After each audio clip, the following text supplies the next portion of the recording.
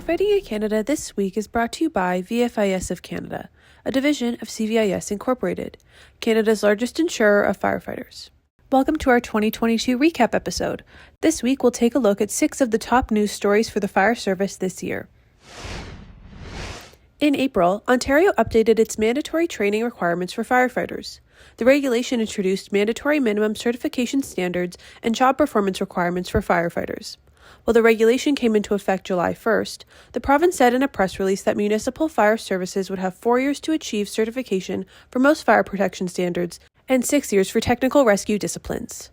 In June, BC saw $25 million worth of new funding for wildfire risk protection. The funding, provided to the Forest Enhancement Society of BC, is a component of the $359 million announced in Budget 2022 to protect British Columbians from wildfires, including $145 million to strengthen the BC Wildfire Services and Emergency Management BC. A major weather event hit Canada's east coast in September. Post-tropical storm Fiona impacted Nova Scotia, Prince Edward Island, Newfoundland, and eastern regions of Quebec. Catastrophe Indices and Quantifications Incorporated estimated $660 million in insured damages, making it the costliest extreme weather event ever recorded in Atlantic Canada.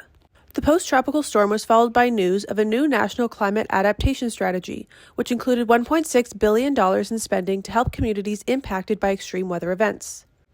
In October, Fire Prevention Week celebrated its 100th year. The NFPA has sponsored Fire Prevention Week since its inception in 1922 and chooses its theme each year. The 100th anniversary theme was Fire Won't Wait, Plan Your Escape. October also saw record-breaking wildfire periods in the north. The Northwest Territories saw wildfire action through October and exceeded their 10-year average of total fires burned and its 5-year average of hectares burned. In December, the Canadian Association of Fire Chiefs released their census survey results, which found diminishing numbers of career and volunteer firefighters, increased emergency call volumes, mounting training and equipment costs, and the reclassification of firefighting into the top tier of carcinogenic professions as challenges Canada's fire, all hazards, and emergency response capacities are facing. And that's been our 2022 recap. Thank you for tuning in this year. Firefighting in Canada wishes everybody a safe, healthy, and happy holiday season and new year. Thanks again to VFIS of Canada, a division of CVIS Incorporated, Canada's largest insurer of firefighters.